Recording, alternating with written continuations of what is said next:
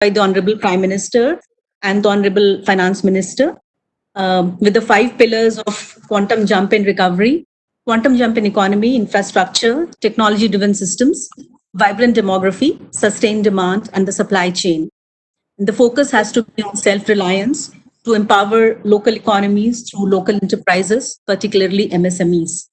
So the key long-term measures include policy reforms and credit availability for MSME sector, particularly strengthening agriculture infrastructure, logistics and capacity building, the labor code, and policy reforms to fast-track investments, mining, energy sector interventions, and lowering of entry barriers in the coal sector, promotion of private and foreign direct investment, and a slew of opening up measures. So we need to deliberate on how the economic stimulus package can be turned into a prime mover for inclusive green growth. So as you all can see, we have a very remarkable lineup of speakers and panelists for today's event. We've been joined by a number of people, maybe about 300 plus from across the globe. And we have, since the format is like, we'll have interventions by key speakers, followed by a panel discussion.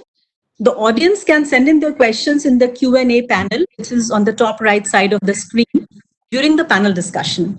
And the proceedings will be recorded, and the recommendations of this, as well as a pre-event survey, which was done very rigorously for last 1 week. So all these, the survey results will be analyzed and it will be presented in the form of a report. May I now request Mr. Atul Bagai, the country head for United Nations Environment Program, which is the nodal agency for PAGE in India, to address the participants, please. Mr. Atul Bagai.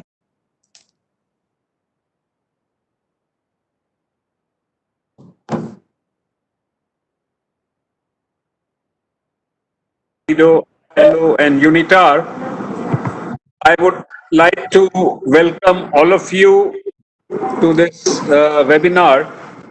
Anubha has given a very good introduction to the context wherein we are having this webinar today. I would just like to raise 2 issues at this stage. And the thing which I would like to highlight is that the present pandemic that has engulfed the whole world, and the whole world community is grappling, has given us a very strong message. In fact, it's the nature that has given us a very strong message that we've really messed it up over the last few decades. And what we are all going through now is largely because of the way we have managed ecosystems and biodiversity in the last 4 or 5 decades. So it raises a very pertinent point that the package, or the economic stimulus, which more or less every country is now announcing, including India, these, while their main objective is going to be revival, could it facilitate a shift towards a greener pathway of growth? That is the crux of today's webinar, and that's the crux of the discussion that is going on globally. Whether we can build back better in a more greener pathway of growth. Or are the measures so specific on economic stimulus and focus so much of economic revival that such an ambition would not be possible? Because that scenario is also there. And as we discuss the economic stimulus package today, a lot of these elements will certainly be coming out. And we basically, I think one question we need to look at is, are these elements be picked up and redirected towards greener or cleaner activities? I will try to give very simplistic a few examples of how some of the green activities can be introduced in the economic stimulus package. For example, can the government make affordable housing projects aligned with, for example, green building standards, reduce future energy needs? Could be an approach that the present stimulus package could integrate into. Can some of the infrastructure projects in the economic packages be developed in a climate resilient way? Can the green sector, such as sustainable agriculture or renewable energy or green transport or green construction, become the drivers for employment opportunities? I think the webinar is going to address what, if any, are the possibilities. And to look at such an array of topics and discussion points, we have a very good panel of speakers and also very good two moderators. This webinar will, of course, be addressed by Dr. Ashok Khoslaji, the eminent environmentalist, whom I also call my guru, and who's also the founder of Development Alternatives. My other guru, Dr. Ajay Mathur, Director General of TERI, is also going to talk to us today. I am specially with Secretary, retired from the Ministry of Environment, Forest and Climate Change, who really led the Ministry of Environment, Forest and Climate Change so effectively over the last couple of years. And they will be addressing us, and we'll also have a context setting by the three UN agencies, UNDP, UNIDO, and ILO.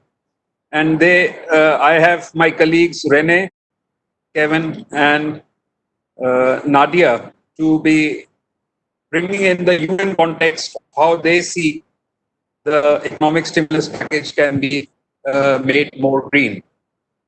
Then we have a very distinguished panel which includes Naina Lal Kidwai. I don't need to introduce her. Everyone knows her. One of the India's most respected bankers and an authority on finance and sustainability. Unfortunately, Rajshri is not being able to join us today from the Department of Economic Affairs. We have Mr. Manish Chaurasia, Managing Director, Tata Cleantech Capital, a non-banking finance company pioneering in sustainable finance. We have Mr. G. Suri Babu, General Manager, Farm Sector Policy Development in NABARD. Dr. Rita Pandey, Senior Fellow in the National Institute of Public Finance and Policy. We also have Sunita Sanghi, Senior Advisor, Ministry of Skill Development and Entrepreneurship, as that is an area which really is going to be the key critical area in economic recovery. And we have finally Mrs. Malini Chakravarti, Additional Coordinator Research for Center for Budget and Governance Accountability. The panel discussion will be moderated by our partners, CPI, whose director, Mahua Acharya, is the Asia Director for Climate Policy Initiatives, and also assisted with by Zeenat Niazi from Development Alternatives. I am very happy to welcome you all for this very important webinar today, and would like to now give the floor to Ajay Mathur for his introductory remarks. Ajay. It's a great privilege and honor to be with all of you here today. And I especially want to thank UNEP, CPI, and Development Alternatives for putting together this particular webinar on the green recovery. As I look at the green recovery, and I'll focus only on greening the energy part of the whole spectrum. As we look at the recovery package in India, for my own purposes, I break it up into three parts. The first is what I call as a relief package, that is to provide here and now benefits to people who are suffering. This includes the cash transfer, the food grain availability, and so on. And this is a cash availability of about $30 billion. Now, the next package is what I call the recovery package. This is what the Reserve Bank of India has made available to the banks and the NFBCs to largely provide them and through them to various organizations both the liquidity and the ability to sustain an extended period of essentially zero revenue inflows into the organizations. This is various moratoria, credit guarantees, etc. This is about 20 billion. The third and the largest part of the recovery package, which I call the economic stimulus, is towards enhancing credit to key sectors. And the goal of this is very clearly the goal of the government, and probably of all governments in all jurisdictions, is to create jobs, to create sustainable livelihoods, and to create economic growth. All those three things. This is about $200 billion, the largest of the three. But as I said, it's largely credit, largely towards the MSME sector, the agriculture sector, somewhat to other sectors, including a little bit to the power sector. So this, in my view, captures two large realities. The first is that the cash availability to the government, given its limited fiscal budget space, is very limited. And hence, the vast amount of recovery packages that are being put out are in the form of credit in areas, in sectors where job creation and economic growth are thought to happen. The second is the attention beyond the issue of relief and recovery on, as I said, jobs, sustainable livelihoods, and economic. So this is where we stand today. Now, to me, this provides a huge opportunity because the credit is there. The credit is there in areas like MSME and agriculture and so on. But in order to utilize credit, we need to bring equity to the table. To me, this is a huge opportunity. As we bring equity to the table, and whether it is Tata Clean Tech Capital, which brings this in, or whether it is international equity funds through multilateral banks, or through pension funds, or through private equity funds, it will be absolutely wonderful if this could be linked to green projects. Because if it is linked to green projects, then that is what will get done. That is what will pull credit that is available locally, especially in the MSME and the agriculture sector. So, for example, if you want to invest in energy efficiency in MSMEs, great sector, it enhances the productivity, banks like it, and the availability of equity and therefore of credit which it can pull in would be things that the MSME sector itself and the entire ecosystem would like. Their profitability will increase, their ability to repay their loans will increase. Similarly, if you're looking at the agriculture sector and, for example, look at the solar pump program, the KUSUM program. Again, creation of an equity for solar pumps could pull in credit and therefore help greatly enhance the solar pump program. It will create jobs, it will create sustainable livelihoods. These are not brown projects, these are green projects, these have got long lives. And obviously it will create economic growth.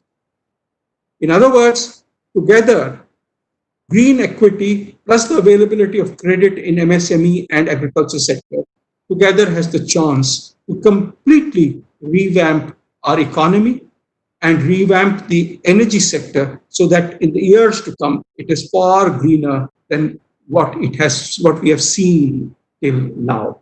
I'll end here, and Atul, again, many, many thanks for having me on this panel. Thanks. Thanks a lot, Dr. Mathur, and thanks a lot. Thank you very much.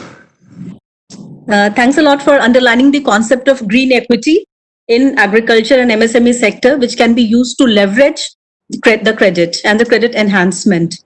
So now I turn to the other environmental guru. We are privileged to have Dr. Ashok Khosla with us, and he'll be speaking on natural capital, the best investment for universal prosperity and societal resilience.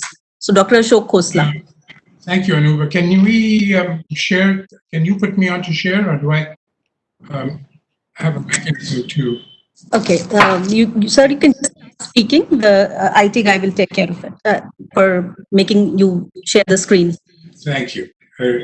Let me know if I have to do something, because as far as I can see, there's nothing I can do. Ashokji, you may have to be a little louder. We can't hear your voice properly. Can you hear me now? A little better. A little better, not good enough. I'm not sure I can do much better. I'm more or less shouting right now, but I'm also concerned about my presentation. Is it coming on?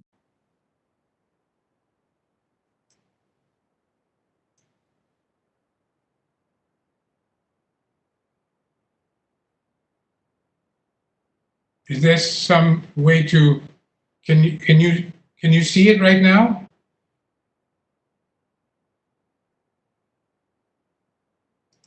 Yes, sir, we see it. Yes, we can see it. We can see it. All right. And you can, is that the right size, the screen? Now, Yeah. how do I move it forward?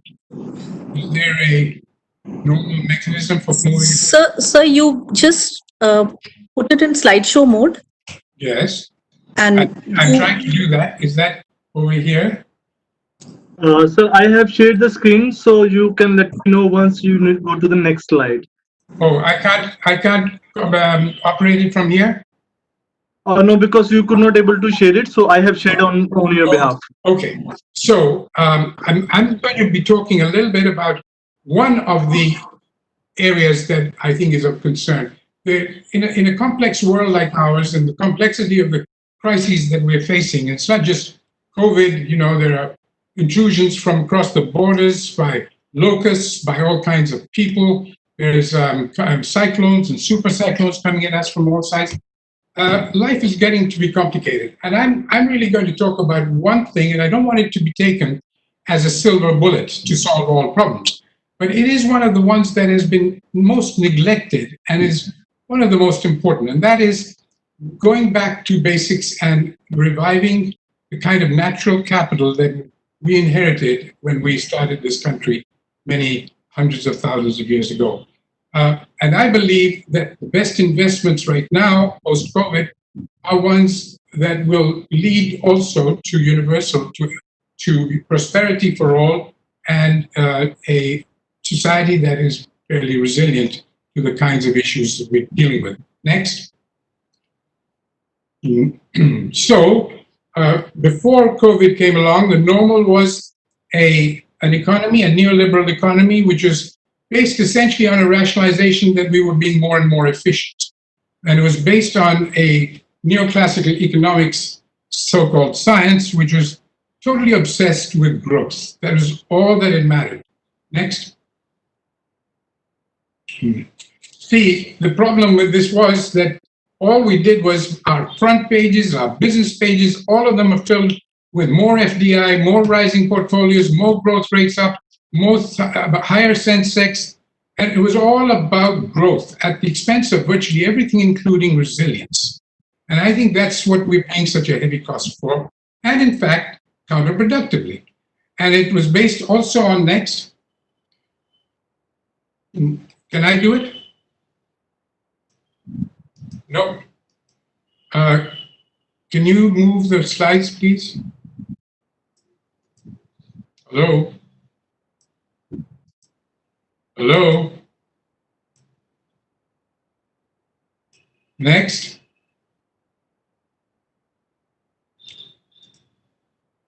Yeah, on consumerism. Next.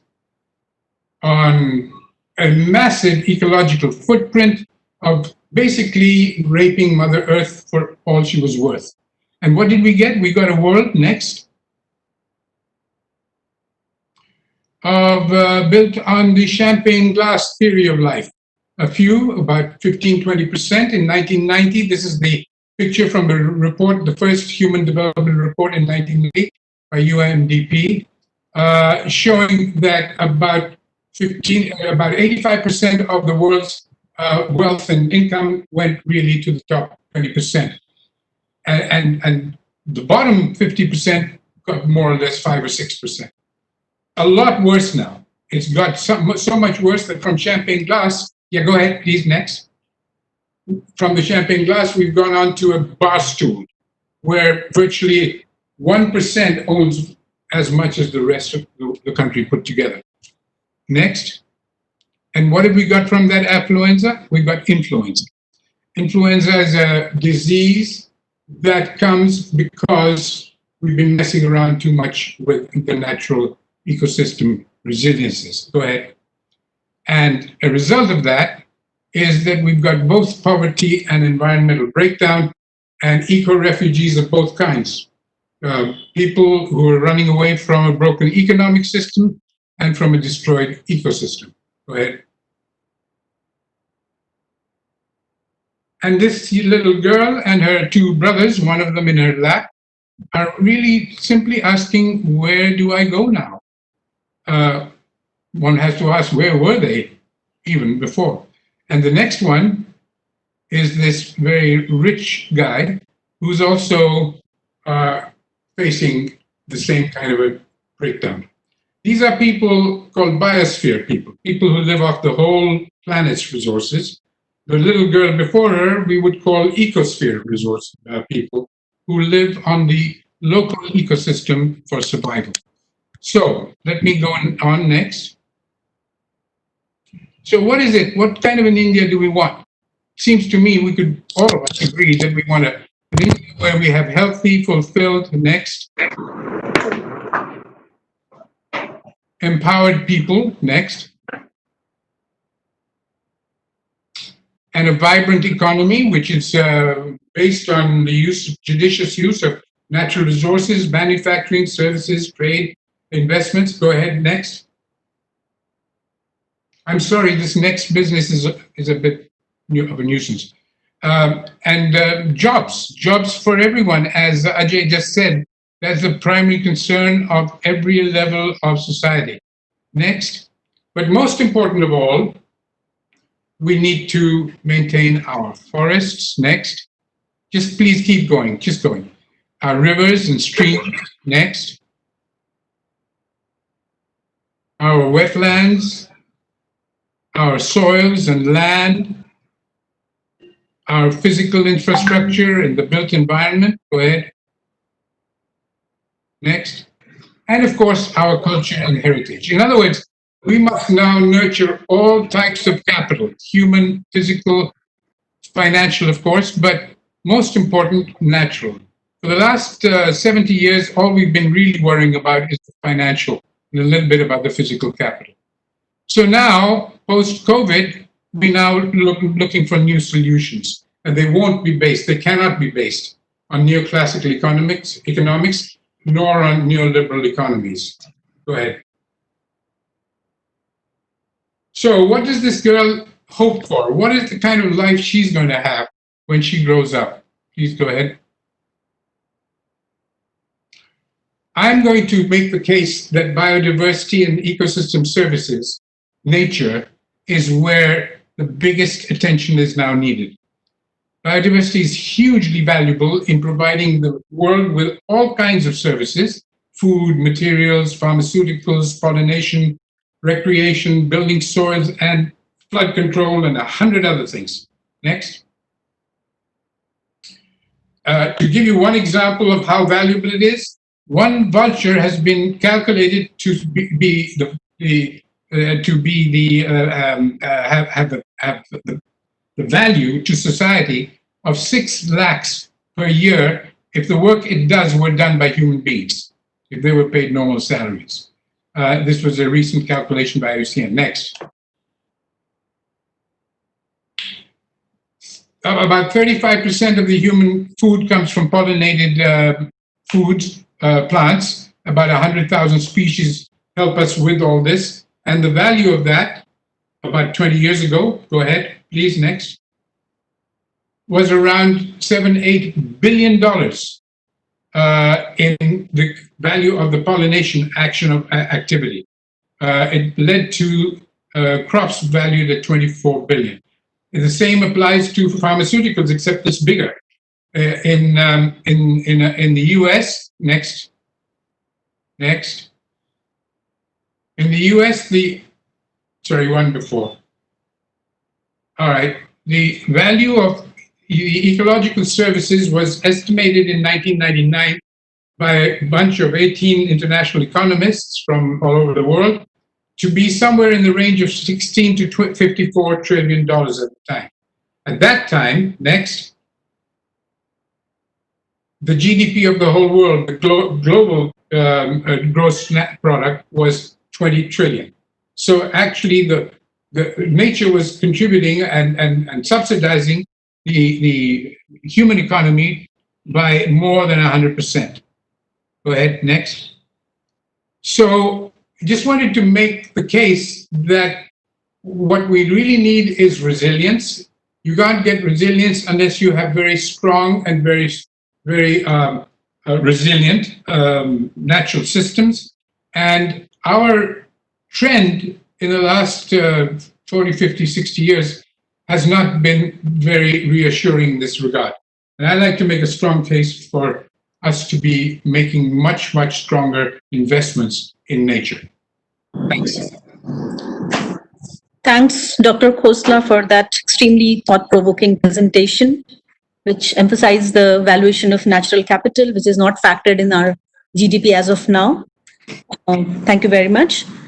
We are honored to have Mr. C.K. Mishra with us, the former Secretary to the Government of India, Minister of Environment, Forest and Climate Change. Sir, over to you.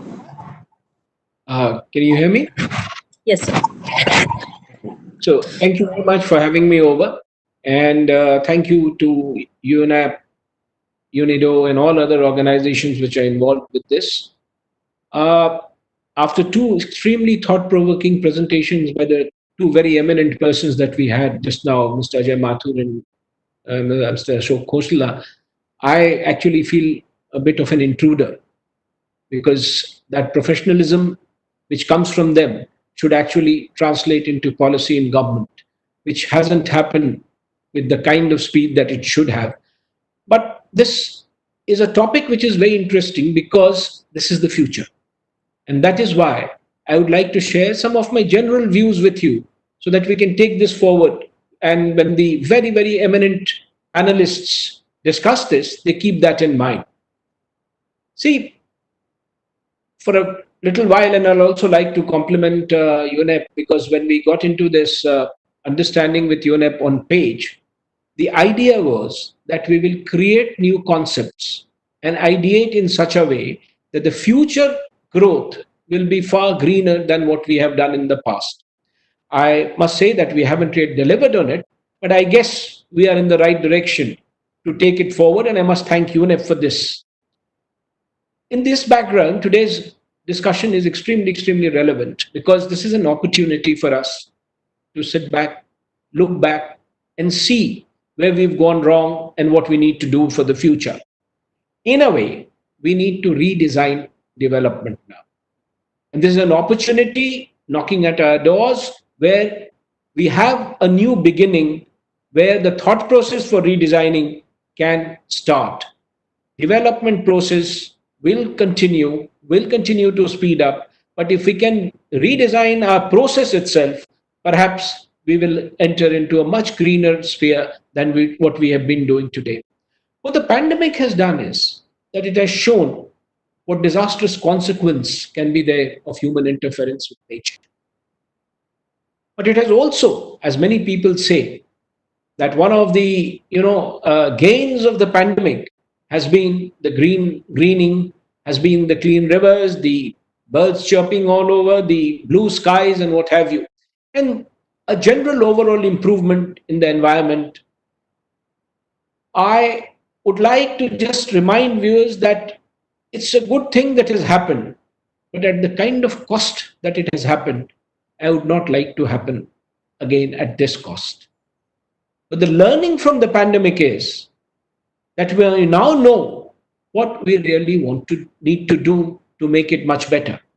What did the pandemic teach us? It really taught us that there are a few issues like combustion which we really need to handle.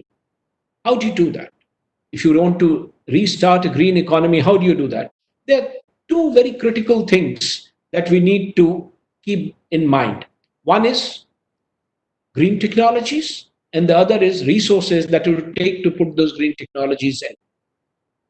All the UN agencies are here, so with an apology, I'll say that the global alliances, which were supposed to partner and build these green technologies and bring about resources, have not done it the way they were expected to do. So now it is left to most of the countries to take it the way forward in their little effort and in their own way. So when you talk about green technologies, you are really looking at the aspect of technology which is in the existing development process, in the existing infrastructure in industry, and you're looking at technologies where newer things are going to come up in forms of newer development signatures. So they will both be different, but both will require technology. And if we want to really infuse technology and get into technology, there are two things that I would say are critical. One is innovation, and the second is partnership. And partnership more because it is not possible for any entity, be it government, be it civil society, be it the think tanks, to do it alone. So there has to be a partnership, both local and global, in order to take these green technologies forward. Now we come to the next part, which is resources. I mean, particularly in the context of India, the government of India has taken a decision long back that irrespective of what resource you get from the globe, we will put in enough resources to try and see that we move towards a greener economy, and the renewable energy and other things are examples of that. But we are here to talk about the resources that have been made available by government in the wake of pandemic. As Dr. Ajay Mathur was rightly pointing out, some of it is, of course, in terms of assistance to people for life, for livelihood. The other is towards the industry. So I would like to just pick up three things where I see possibility. And if you ask me for an answer, whether this kind of a resource mobilization that is happening and the money that is being spent will actually convert into green technologies, it's yes and no. Yes, because it has a potential of doing it, and no, because I'll come to that later, because we have not spelt it out that way. Let us take three sectors where funding is going, whether it is credit or it is a subsidy or whatever form resources are going. Let us look at housing, for example. It is the critical time for us to now say that all the rural and urban housing that we are constructing from the government side under our programs must adhere to green technologies. When we were doing the India Cooling Action Plan, this was one of our main concerns. And the document, if you go through it, clearly provides for the fact that housing must have these factors inbuilt into it. We'll have to change perhaps a few codes and perhaps a few norms. But I think this is the time when we must sit and do it. Because once the entire tragedy is over and we are through with it, perhaps we'll get more busy with other things than to think of green economy. The second is MSMEs. The revival of MSMEs with low-cost technology is perhaps the lowest hanging fruit that we can get. MSMEs, by definition, have green technology inbuilt into them. It's not very resource intensive, and the MSMEs can actually prove through local technologies and innovations at a local level that they will reduce the emission and they will build a green economy. The third element that I would like to factor in, that if you look at the entire package, one substantial bit is coming from the Camper Fund. Why did Camper Fund get included in it? There's a reason. Because one of the thinking was that apart from all this physical infrastructure and the livelihood issues, we need to focus on green work. Therefore, close to 6,000 crores was allocated out of Camper Fund for forest, for biodiversity, for ecology, for wildlife, so that we factor all these things in and we are able to bring about a holistic economy which is far greener than it was in the past. So these are some of the arguments where one could say that yes, there is a potential and some amount of thinking which has gone into this package to make a greener economy. But I say no, because there is no inherent inbuilt strategy. I don't think we can go on a greener path without a specific strategy.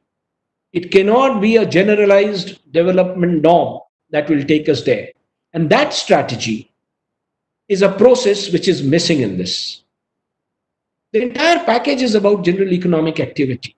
It's about restarting, redoing, rebooting. But we need to realize that both in the brownfield and the greenfield, we need to put in green technologies. And this is an opportunity. And with this fiscal stimulus, perhaps we can set aside some amount deliberately to do this. And this is what I mean when I say we need to have a strategy. What we ultimately need to do really is to redesign. And this redesigning is very critical. It is this new design where innovative minds will need to come together, and then they will have to put together a low-cost development model where these things will get taken care of, and we'll have to harness the nature's gift to us to the extent that it should be, so that we have a greener economy. I'm sure the eminent panelists that are here this as a background kind of a thing. My thought process may be correct, maybe not, but something that we need to think on is how do we redesign this package, because we have not fully designed it the way we wanted if it is a green economy. But one thought that I would like to leave with all of you is that in this entire discussion, we've been talking about sustainable development. Whenever we talk about industries, whenever we talk about, I see the questions coming on biodiversity. So the entire emphasis is on sustainable development. I think now is the time after COVID when we need to spare some time to start talking about sustainable consumption. It is the sustainable consumption and the change in lifestyle which will now lead to a greener place, greener economy. Sustaining the gains from this lockdown is not going to be easy one. So we need to put in a new mechanism in place where we can redesign the entire thing. And I hope the panelists will have a discussion on this and hope they will have some answers on this. Thank you very much. Thank you, sir. Thanks for highlighting the importance of green technologies as well as the green resources, and also putting it on the table that we cannot move in this direction of greening the package without an inherent strategy, which at present is somewhat lacking. So may I now call upon Dr. Renee Van Berkel, the UNIDO representative for the regional office in India. So Renee, over to you. Yes, thank you very much, and good afternoon to all. I think, first of all, UNIDO is pleased to be part of PAGE and indeed of today's webinar. UNIDO is the specialized agency. We are linked to SDG 9, which is infrastructure, industry, and innovation. And I think our mandate is to make innovation and industrialization work for markets, so products that are sought after, for people, so decent works, and also for the environment, climate, and resources. And the PAGE UNIDO works basically on green industry, and then we see two components. One is the greening of existing industries with such practices as resource efficiency, energy efficiency, cleaner production. And then the second one is creating new green industries, which have basically have environmental goods and services as their main business proposition. So that's the clean tech innovation and entrepreneurship. Both are strong pillars of UNIDO's work in India. And on the PAGE in India, UNIDO, working closely with ILO, the colleagues are also on the call, is focusing on driving and shaping inclusive green transformation towards resource efficiency and resource circularity in key manufacturing sectors, textiles and garments, food processing, leather and footwear. Specifically to the COVID crisis, UNIDO has zoomed in on the MSMEs, micro, small and medium enterprises, as these appear to have been particularly hard hit. So some recent surveys covering about 46,000 MSMEs indicated that 1 out of 3 entrepreneurs considers their business beyond recovery. That translates into 20 million MSMEs going out of business in 2020. We did some surveys on the MSME clusters that we work with, and we basically came that these challenges are around five areas. First of all, and nobody would be surprised, is that the amount of uncertainty looking forward in the markets and society. So what is going to happen with the pandemic, with the global economy, and this risk, this uncertainty is not good for business. And secondly is that what is already being referred to, that markets have basically collapsed or plummeted overnight. So there's a demand came from 100 down to 0. And to recover that is taking its time. Third component is related to the workforce, and that we have seen the reverse migration. We have seen people running away for their livelihoods and unwilling to come back and take up jobs which they had before. So there's a need to rebuild the workforce.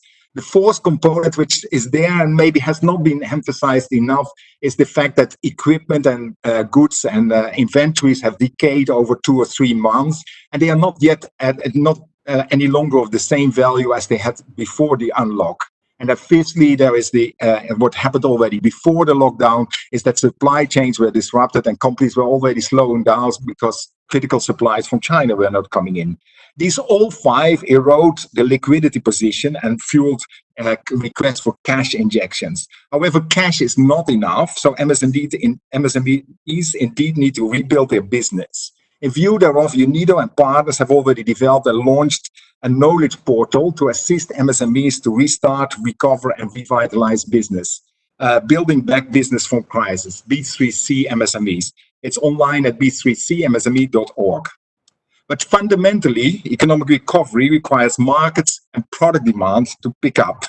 Businesses, including MSMEs, need a working capital of cash to avail of labor, energy, and materials to produce. Recovery finance can at best be the ignition, the starter for the restarting the economy. UNIDO is very concerned that the economic recovery package for MSMEs is insufficiently strategic to create markets and to replicate at scale. The infusion of cash may evaporate in 3 or 6 months, and in the absence of strategy may result in limited recovery. This is augmented by weaknesses that already existed in the MSME sector and value chains pre-COVID that have just been exacerbated. They have just been revealed by the pandemic and the lockdown. I would like to highlight maybe 2. Firstly, MSME financing is largely through informal and non-banking sector, some perhaps up to 85%. So if we avail credit through the markets, through credits and loans, it will only reach out to the 15% of the MSMEs that are in the formal system in terms of their financing. So only the ones who are relatively well off can avail of the government support to rebuild their business. A second one, which has also been highlighted, is of course the way how we have set up global value chains, and they largely operate on a cash basis and put MSME suppliers under financial duress and risk, as brands are only paying when goods are supplied and basically in the shop in Europe or Japan or Australia. So this means that MSMEs are largely pre-financing their goods to the large brands. And we see now also that brands have taken their liberty to basically cancel orders, so things which have already been manufactured or which are already in a container somewhere on the oceans, or things which are already in the shop and ask discounts. So we need also to rethink the global value chain. I very much like the comments of Mr. Mishra saying that we have now funds available, and Mr. Ajay Mathur as well, in a sense that we need to have now strategy that this money is flowing in the right directions. So I think that if we talk 3 points I would like to make in that regard. So we talk about economic recovery and stimulus. We need to also talk about the return on investment. So this is a public investment, and the money that's now being availed is dense into the future reserves, which we can spend on health, on education, on other issues. So we need to make sure that the stimulus package pays back to society, pays back to SDGs. So we think that much more needs to be done, what I would call then basically making the stimulus funding performance-based. So you're in terms of retaining jobs, improving workplace diversity, occupational health and safety, reducing waste, energy and resource consumption. So loans should not by default be free or interest-free, but it can be made interest-free if you perform to a certain standard level. And maybe if you exceed these performance levels, you can be qualified to get part of your loan converted into a grant. So if you convert it largely to renewable energies, maybe some of the loan that you took out now could be converted to a grant. Secondly, I think more emphasis is needed perhaps on creating demand, because if we look historically, then the way economies have come out of crisis is through government procurement and large projects. I'm not really immediately saying that we need large, big projects. It can also be big in terms of many beneficiaries. There are structural challenges that hold India back in many areas, and these could be addressed. Direct economic recovery spending towards, for example, the WASH, Swachh Bharat mission, so water, sanitation, health would have a benefit.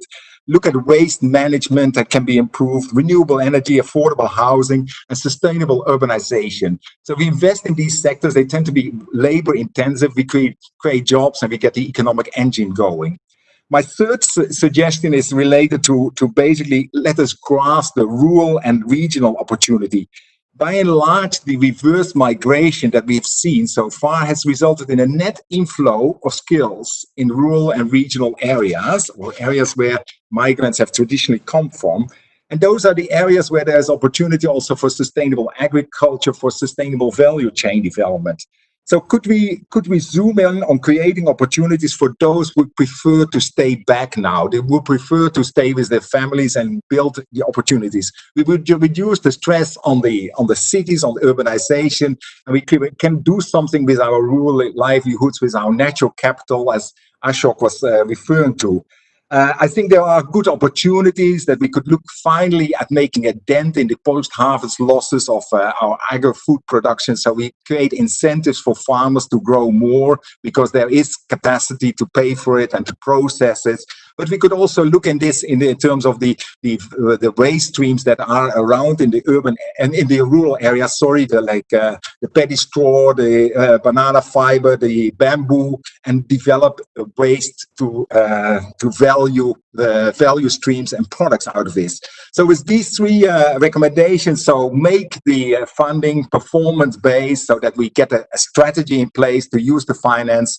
Think about investing and creating markets by government investment spending on the social sectors, on WASH, waste management and related sectors.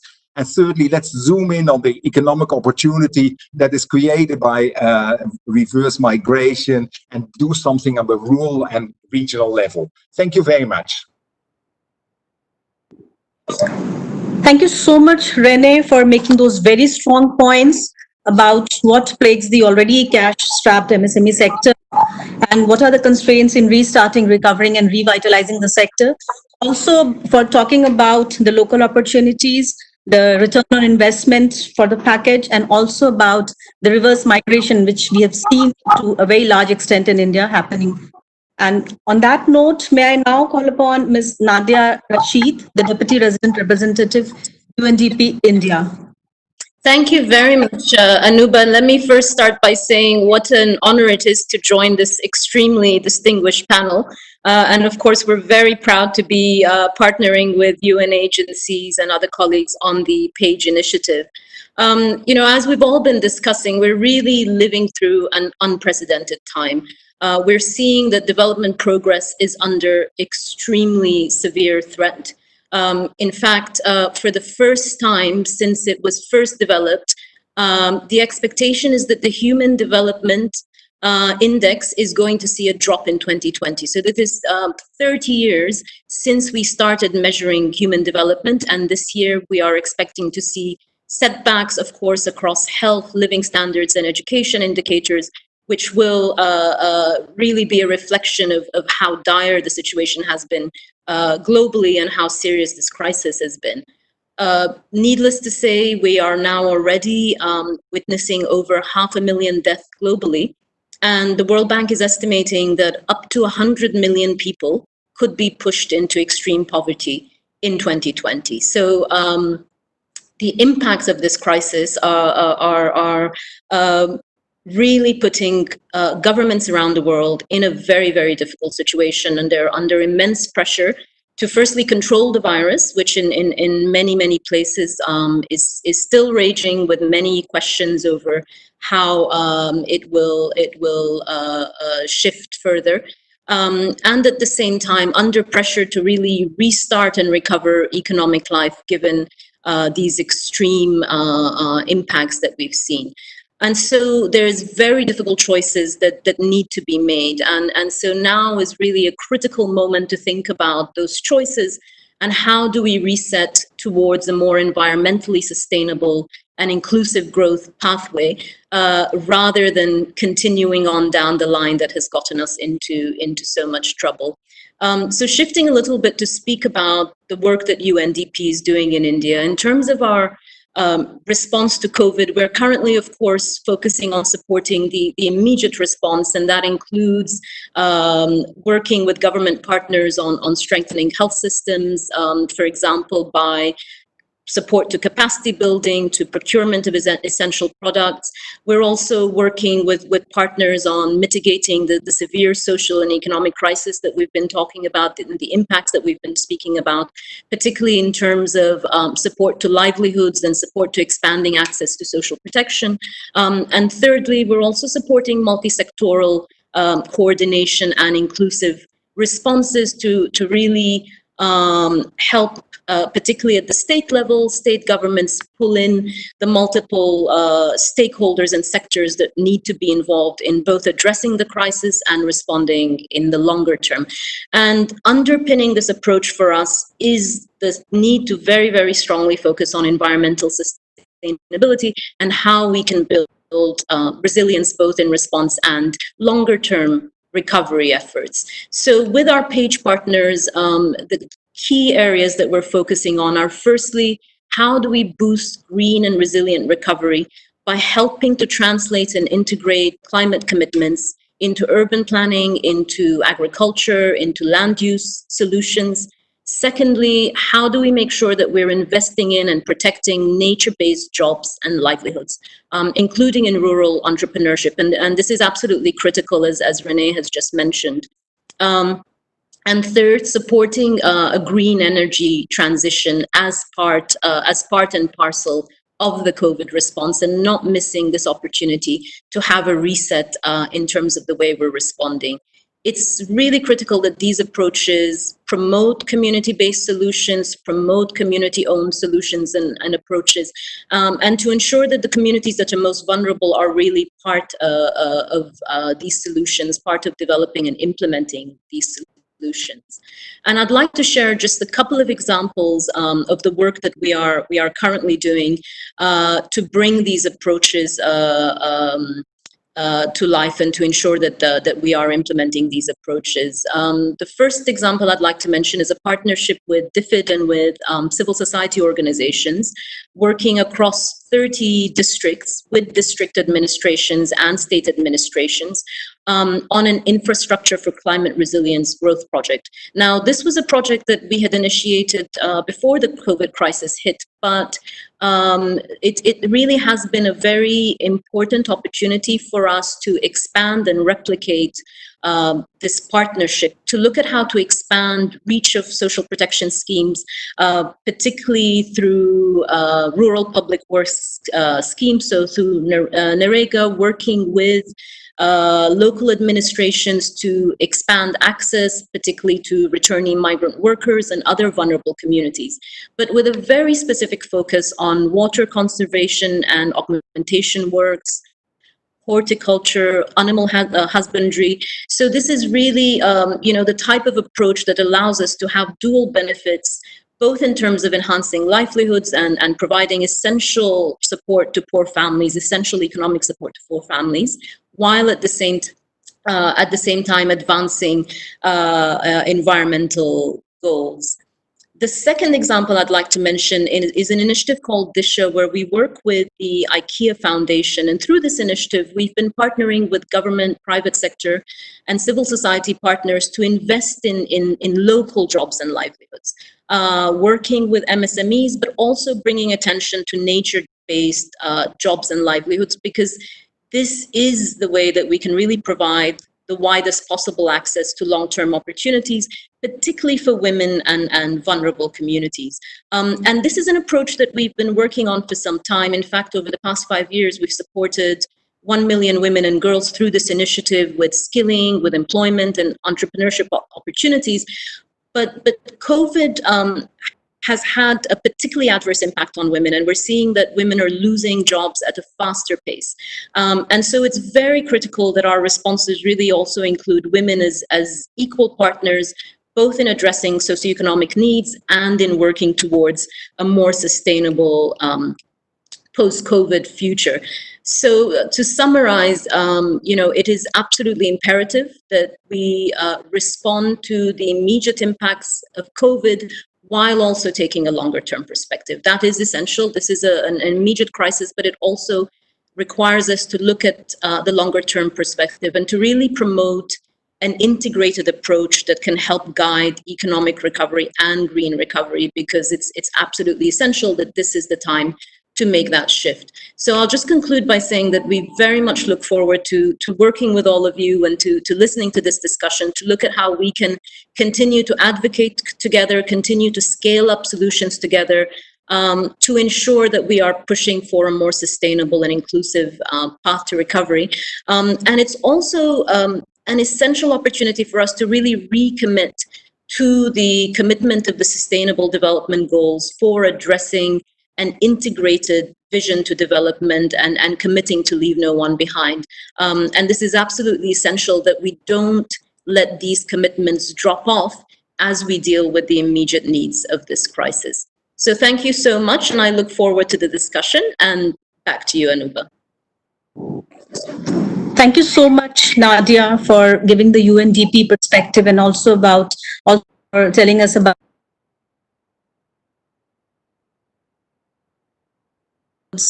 the subnational engagements and also engaging with the rural employment guarantee schemes, etc., and for community-based solution and addressing the vulnerabilities.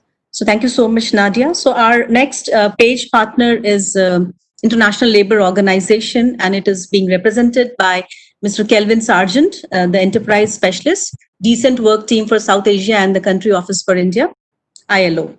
So Kelvin, over to you. Thank you. Good afternoon, good morning, wherever you are, everyone.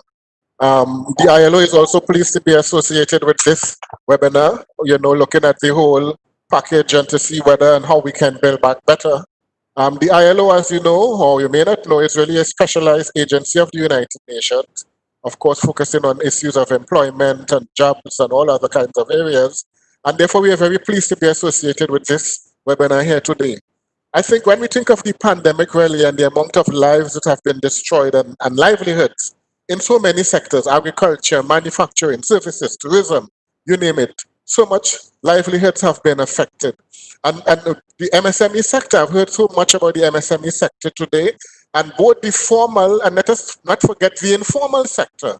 In India, for example, there is a large informal sector. Over 90% of the businesses in India are informal, and therefore by implications it means that the jobs are also informal. Lots of the jobs in India are also informal jobs, and they have been affected tremendously, by this, this pandemic, this COVID that continues to, create havoc around all over the globe. India, no less so. But I think, the government has come up with a stimulus package, and very rightly so, it contains a number of elements that we've already heard about today. And I think certainly greening the economy and green jobs has to be an option for development. I can't see us, not talking about, transforming the economy and whatnot, and not thinking about the greening and green sectors and green jobs. I think already in the ILO, we've done a lot of work, for example, in the green economy. We've done work in the Noriega program, for example, on employment intensive investment programs.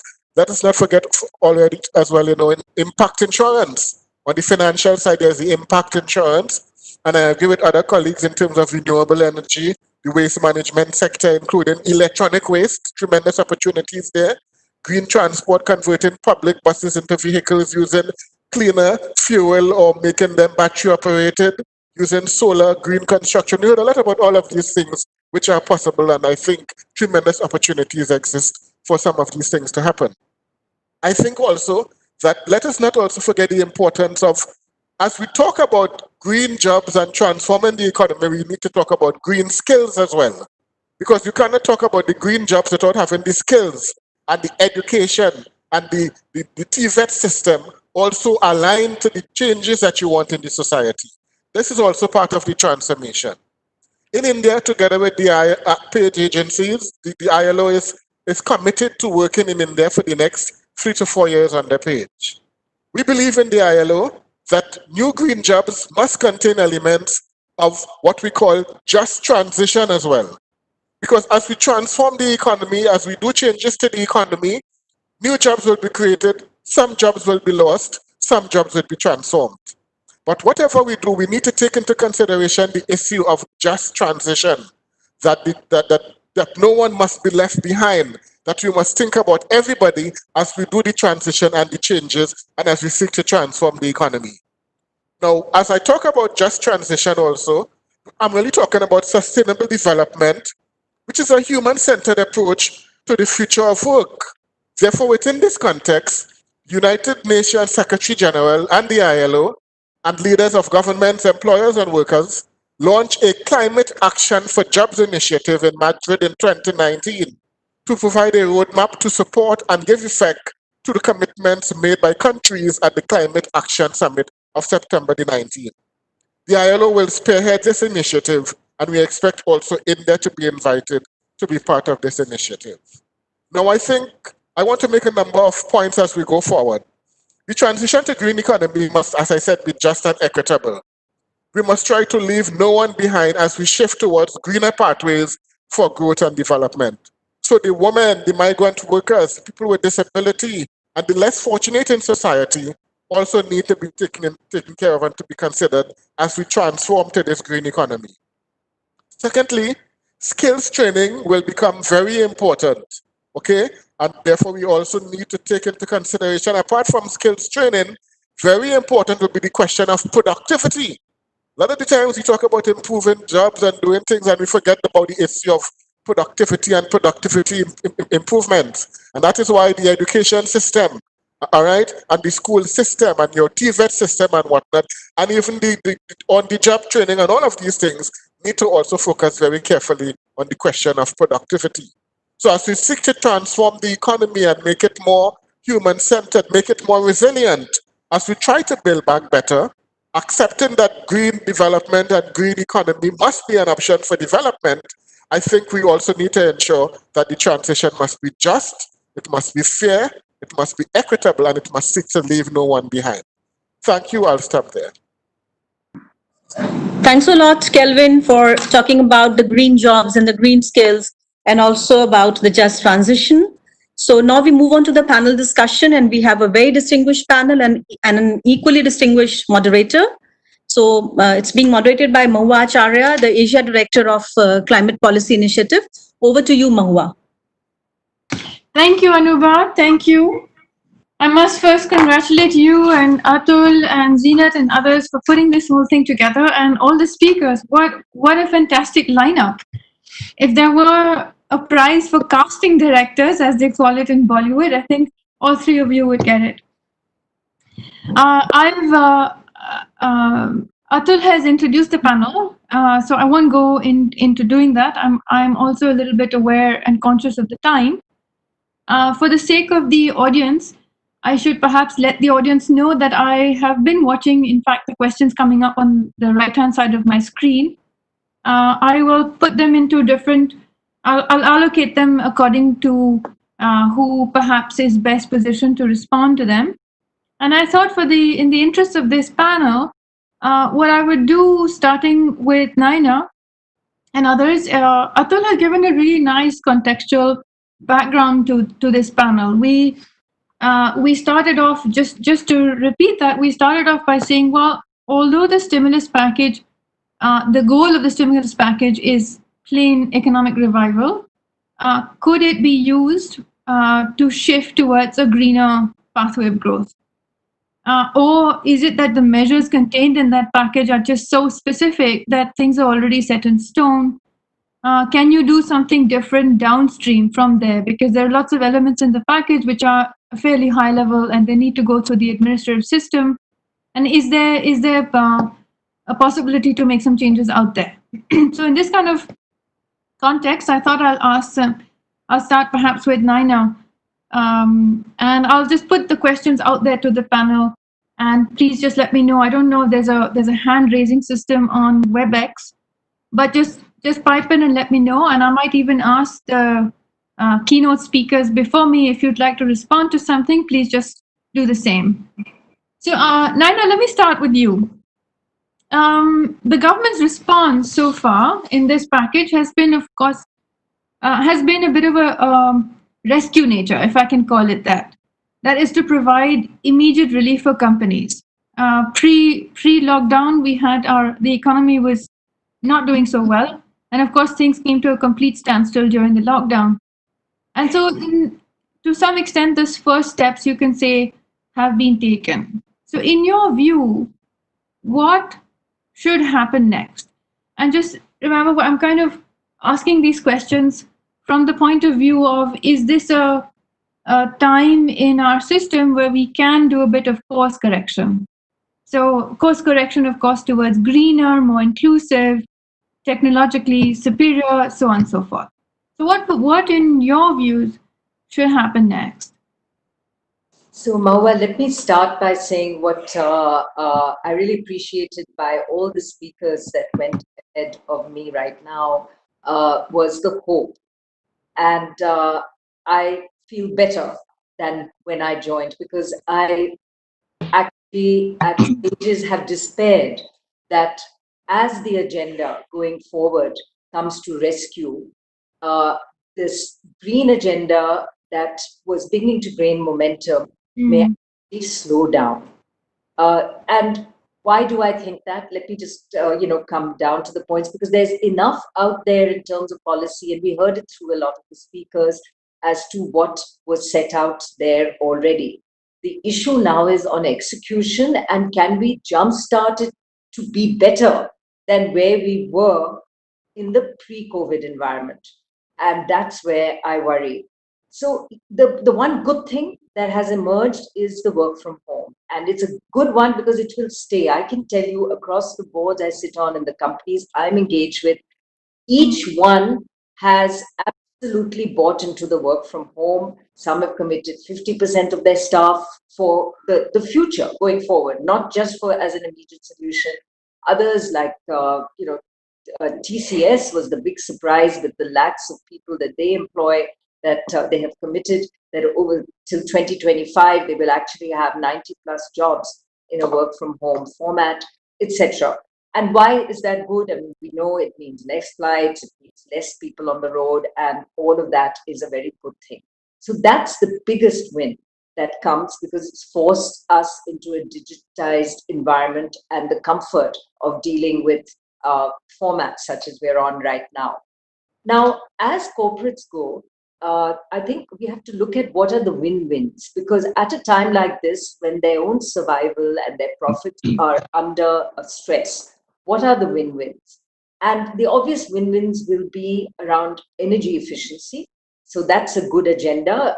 It plays, yes, into renewables, but it also plays into them ensuring that their costs stay down. Now, the counter to that is, does a China stoppage of cheap solar panels raise the price of renewables?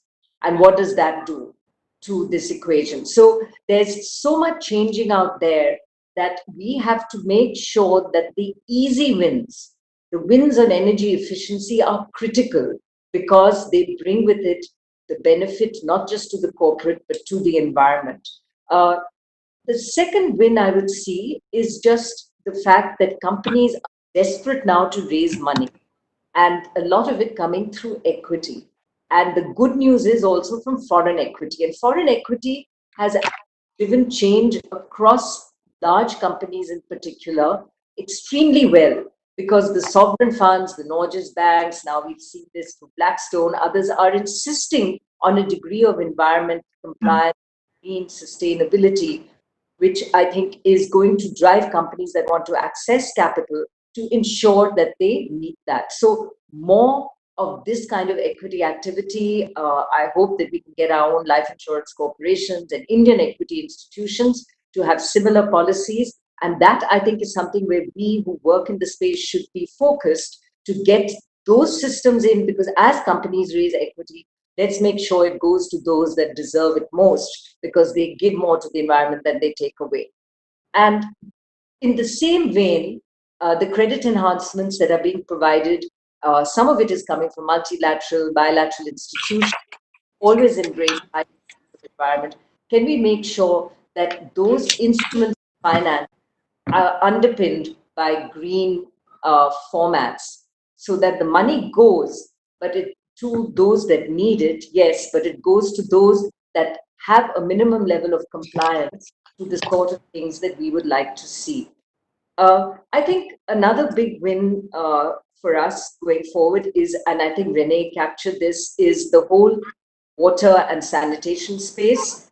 I think the government had been quite committed to this through Swachh Bharat. Some of us who work in the wash and sanitation space actually were beginning to get nervous that the focus of the ministry now into more plastic waste management was going to be dropping the ball on what was needed in terms of sewage treatment and continuing the communication on wash. The good news is I have never seen such high intensity of wash your hands, hygiene as even at the height of our SBM wash agenda. So it's right back there. And hey, you're going to need water to wash. And so again, the whole environment focus, hygiene, health, and the interconnections with a provision of water, drinking water, conservation of water is key. And I'm really happy to see that companies that have engaged and very well typically in communities around the factories that they have, that spend has not gone down, even though it came from CSR budgets, which are now shrinking. Because the importance of knowing that the community around where their factories are being healthy is critical for the health of their own factory and workers, is a critical win-win. So we can help to just push these at the micro level to assist, aid, show companies the way on how engaging with communities keeps them healthy, keeps the communities healthy, and therefore the benefit back to the corporate.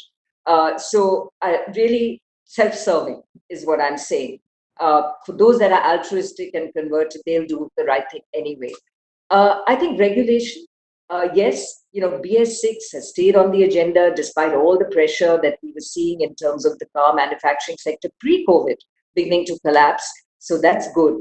But, we've got a problem out there right now in terms of public transport and the perception, it shut down, but even as it comes back, the perception of each individual's own fear of being packed in to public transport. And it's sadly showing up right now in terms of a huge burst in terms of small car purchase. And it is being explained, some of it, yes, might be pent-up demand, but it is being explained in terms of people preferring to have that own safe environment to move around in. Not just the necessity, because public transport is there now, because that's short term, but longer term as well. And that is not good for what we talk in terms of city planning and effective public transportation. Although hopefully the work from home just means there are fewer people running around in different directions. I fear compliance will go out the window. When an MSME in particular, I think the big companies, because they're dependent on foreign capital and all the reasons I've given, will stay the course by and large. The MSMEs who are already feeling the regulatory burden of complying with treat your sewage, manage your plastic, etc., and they were crying for help even before the pandemic, are now in a position where they find it extremely hard to put out the capital. And I think here government has to step in, or the municipalities, to set up a shared resource, say in an industrial zone, where you build the company and like a utility and provide the service. The model earlier was the company had to do it for itself. So small companies in particular were finding it quite hard to put out the capital. So we have to rethink that model, and government has to be a partner to that, because otherwise it won't happen. And recovery can happen over time by the billing that happens. And of course, very tough regulation and execution on regulation, so people can't buy their way out of the issue.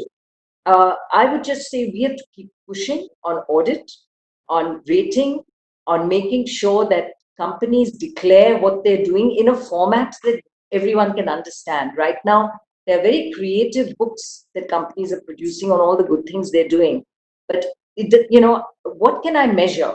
And I'm on a board which has totally signed in, for example, to a science-based target initiative as it exists, SBTI, as it exists abroad. And I'm all in favor of stuff like that, where the measure is known, an external agency signs off on the fact that the company is truly on a reduction of 2 degrees as per COP21 by all the initiatives it's taking. And in that particular case, the company I'm referring to is Lafarge Holcim, in the sector like cement, which you well know is very, very carbon intensive. But how well can they do in terms of their commitment to that going forward?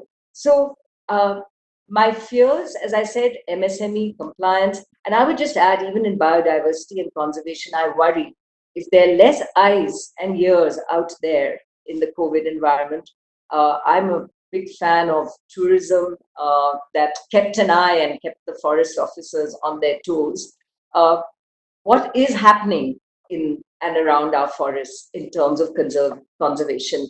And what is this new coal mining agenda going to do to that? So I think we're at a crossroads. I don't necessarily share the hope that we will have what was a great agenda emerging in terms of the buy-in from more and more people, continuing at the level it did in the pre-COVID environment. And I think it is for all of us here, which I suspect I'm preaching to the converted, to make sure that people don't forget about it, that it's not just about lip service, it's about what we have to do here and now. And I think there were some great examples set out by people like Renee and others on what could happen here and now to ensure we don't lose the plot in the near term. Thank you for that, Naina. Thank you. You've made a fantastic plethora of, if I can call it, all the issues that are kind of burning, that are perhaps not being discussed as much as they should. Although I agree with you, I do feel more hopeful now than I was at the time of getting into the panel.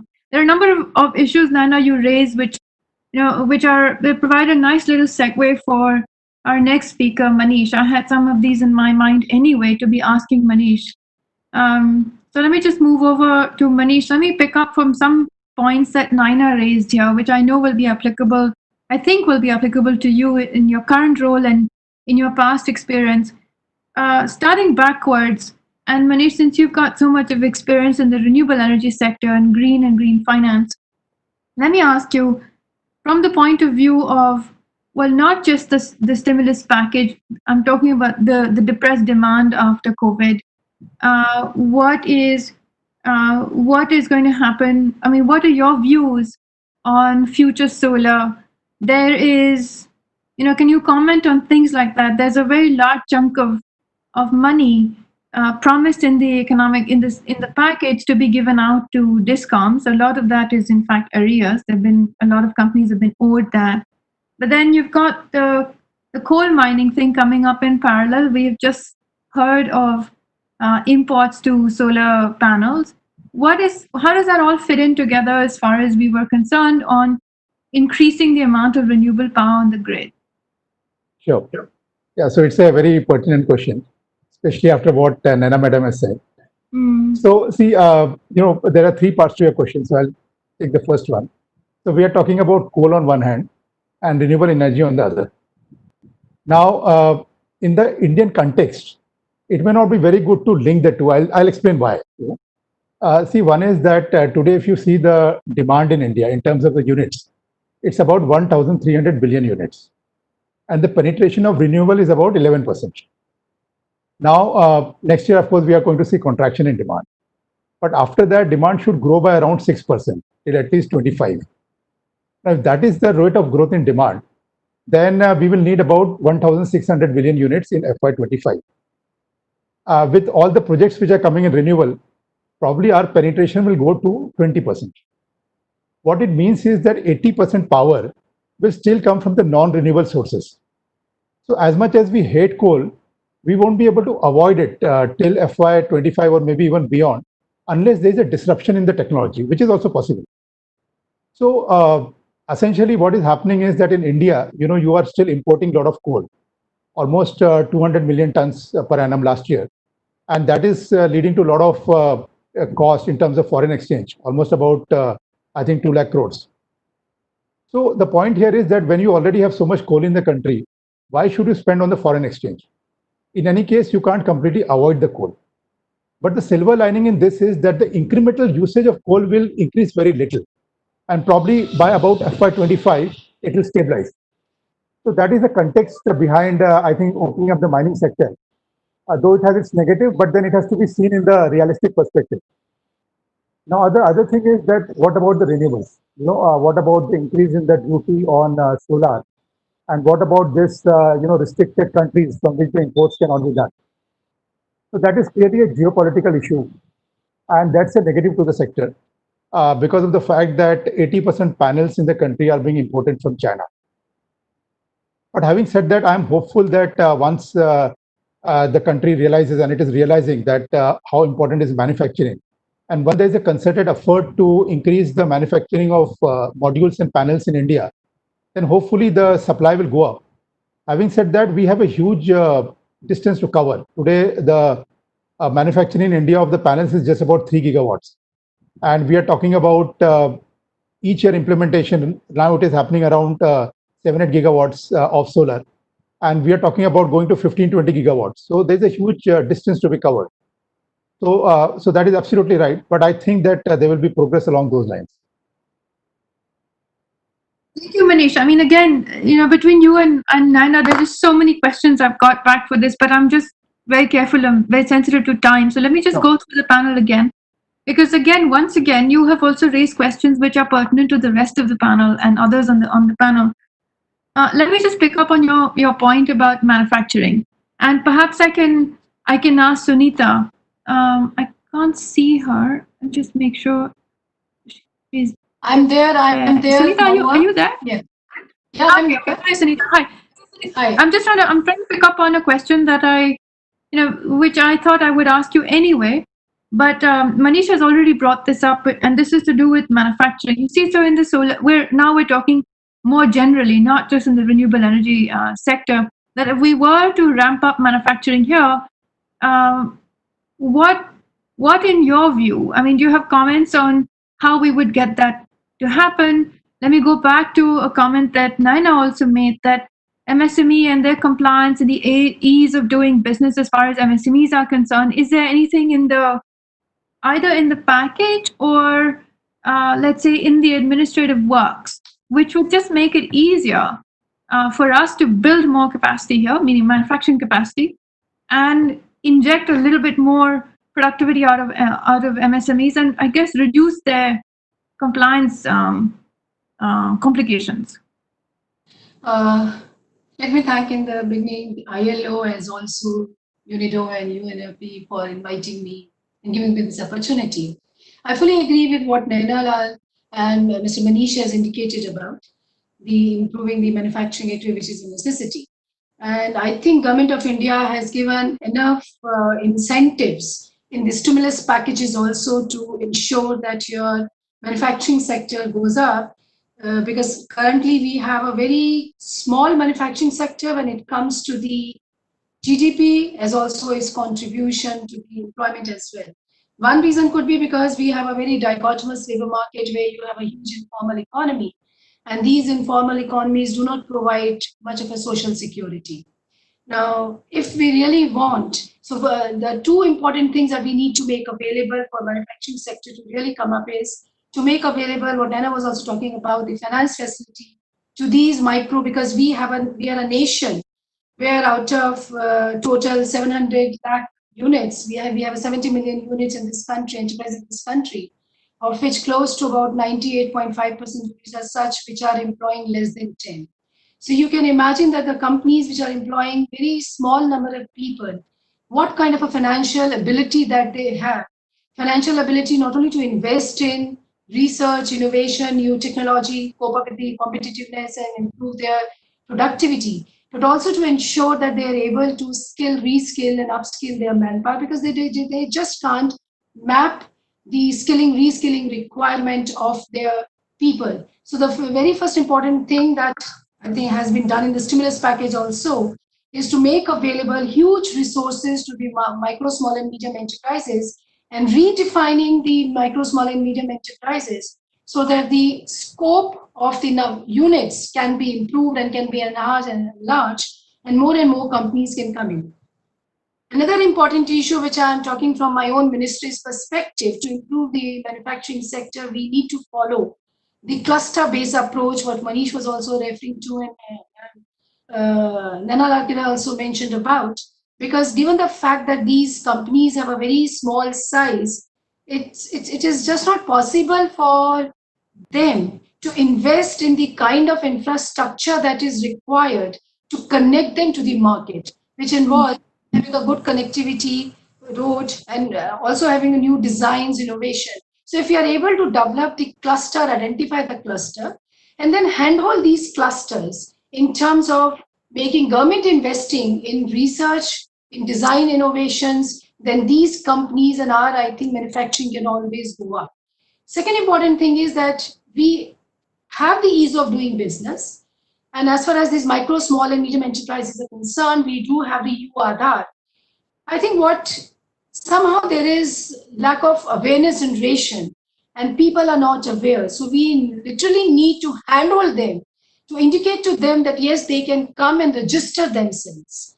And thirdly, I think we also need to then, coming to my own ministry's perspective, that if we are able to promote somehow the apprenticeship in these units, because the moment we include the apprenticeship, we actually make available ready-made manpower to these industries, because the apprenticeship offers an opportunity to these youngsters or to the workforce to actually get to know what is the practices that are there in the industry. Because minus that experience, if they're coming from the training institutions, they may not be having a very good industry institute connect. Since they do not have industry institute connect, it becomes very difficult for them to understand what the industry wants. And in this scenario, in this age, when we are experiencing Industry 4.0, when there is a liberalization, and there is a movement of many industries from China to India, and we have to invite the FDI in this sector, I think it's very necessary that we are able to make available the skilled manpower to the people. And what Calvin was talking about, that there has to be a just transition, I think this strategy will definitely ensure that nobody is lost. Now, coming to a factor that when you talk about the manufacturing also, I don't know whether this will be covered in bill, that we have seen that as soon as the lockdown was announced, huge number of people, they started returning back. Now, who were they? They were the people, perhaps they were engaged in the small manufacturing, unauthorized, illegal, unregistered units, which were largely in the cities. Now, when they found one finally that there's a lockdown, their jobs were gone, so they had no other they were forced to return back to their native places. Now, since they were forced to return back to the native places, the government of India actively entered into it, and they wanted to ensure that there is a livelihood continuity. So I fully also agree with what just Calvin has suggested, that there has to be just transition, where while there's a loss of jobs, but at the same time, we are able to create more and more jobs. Now, coming to these reverse migrants, the program that the government of India has announced in terms of Pradhan Mantri Garib Kalyan Rozgar Yojana, I think many of the sectors that have been identified and the job and the works that have been identified, they very well fit into the green jobs category as well. And I personally feel that green job concept is not very new to India, because if you look at our old artisans, they had been working with natural fibers. Our Kumahas have been working with muds, and they have been creating an environment where there were green jobs. And Government of India, I think, has a very robust green job, or I'll say climate impact mitigation strategy, wherein we have been focusing on not only on afforestation, we are focusing on new renewable sources of energy.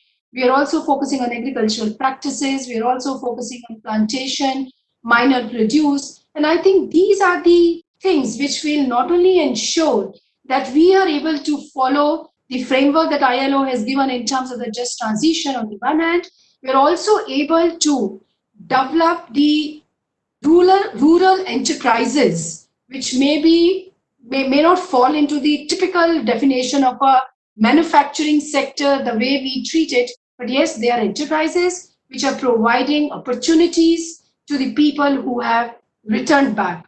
And Another important thing, I think, the focus on your drinking water, sanitation, your waste management. These are the activities which will create not only the livelihood continuity, but also perhaps new units, new manufacturing activities. Because if you look into the examples what Seva has presented, they are the usage of the waste product. They are able to make available many of the things using the women power.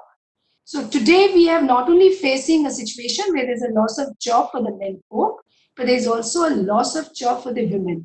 And this gives us an opportunity to improve our female labor force participation also. Thank you. Thank you, Sunita. I mean, I must go back and thank the panelists again because you're making my job really easy as a moderator. You're raising questions for the next panelist straight away.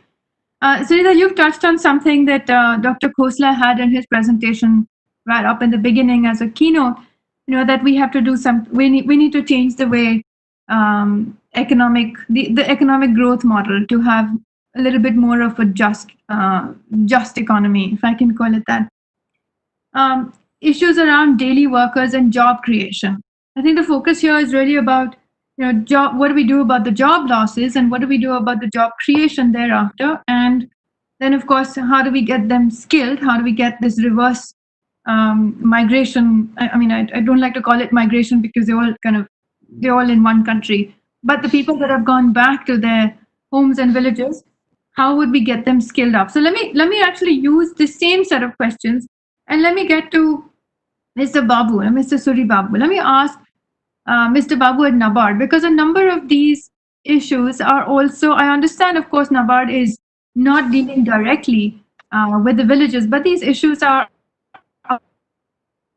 out there in all of our agricultural sectors in particular, and they affect villages, they affect rural employment, rural demand, employment generation, employment creation. So, Mr. Babu, let me ask you, how do you see this? Because we have Sunita saying the government has changed certain definitions. There's money the resources being made available.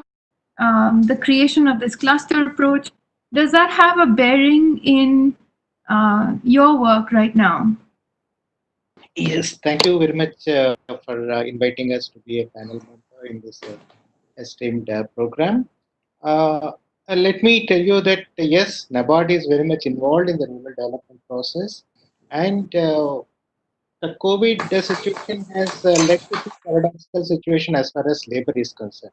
One, states which are agriculturally intensive, who used to depend on migrant labor for the agriculture operations, like Punjab, Haryana, and several other states in the south, even like Andhra Pradesh, Kerala. See, this pandemic has resulted in severe labor shortage. On the other hand, the reverse migration, or what I can say as homecoming of the native families to their respective regions or respective states, especially in the eastern states. I mean, this has led to a situation where we have surplus manpower available for whom we have to look for a profitable, sustainable employment opportunities.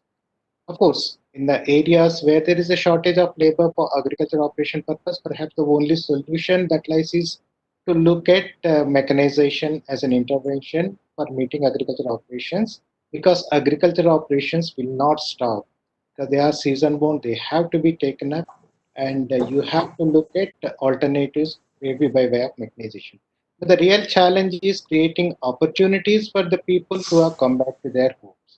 And this is one area where for quite some time since the pandemic has occurred, we have been looking at, even in NABARD, we have been looking at how best we can use these youth and attract them towards that agriculture sector, which was their primary occupation before they left on migration. I mean, this is one area which we are working with, and we are even trying to identify some potential enterprises in agriculture and allied sectors, and also including the and certain non-farm sector-based activities in the rural areas, including the micro food enterprises or the localized processing activities, these we want to identify, and it's not just, we don't want to end it with identifying and telling them that, okay, these are all the activities which you can take it up. And we want to even go to the next level of providing necessary capacity building and training to these identified entrepreneurs, identify them and cluster them into the activities of similar nature, be it agriculture related or animal husbandry related or dairy, poultry sector, whatever it is, cluster them into groups and then train them with necessary technical inputs and provide hand-holding support till they establish in that particular activity. And also facilitate credit linkages. I mean, NABARD is a facilitator for credit as well. Through banking channels, facilitate credit linkages. That is one area which we are actively working on. In fact, even we are having dialogue with the premier institutions and apex level research institute like ICAR in identifying potential region-specific activities where these people can be effectively engaged with training and hand-holding support. That is one aspect that we can look at. I mean, we are looking at for providing employment.